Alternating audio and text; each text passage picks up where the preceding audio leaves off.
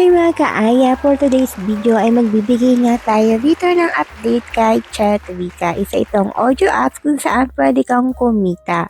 Bakit kung hindi pa kayo nakasubscribe sa aking channel, mag-subscribe ka na para hindi ka maghuli tuwing may bago tayong upload na video. Pasensya na sa boses natin, not feeling well pa kasi tayo. So ayan nga, kung gusto nyo sumali sa ating pag-giveaway, andito sa screen.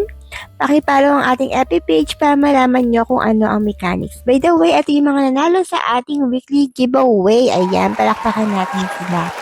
Dito nga kay Chatwika apps, kailangan ay kahit wala kang agent, pwede naman siya. May tasking naman siya. Sa mga nagtatanong pala sa akin, bakit daw hindi gumagana yung kanilang face verification, ilalagay ko po dito sa pin comment yung pwede niyong kontakin na tao para matulungan niya kayo.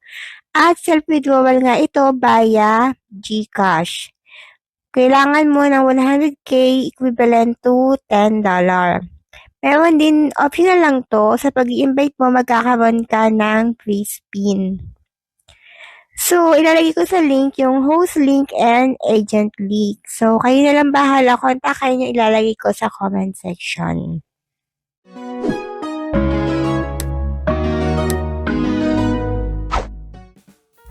Po kung agency dito, yung ilalagay ko sa comment section, yun lang po yung kontakin nyo. So, ito yung mga task dito.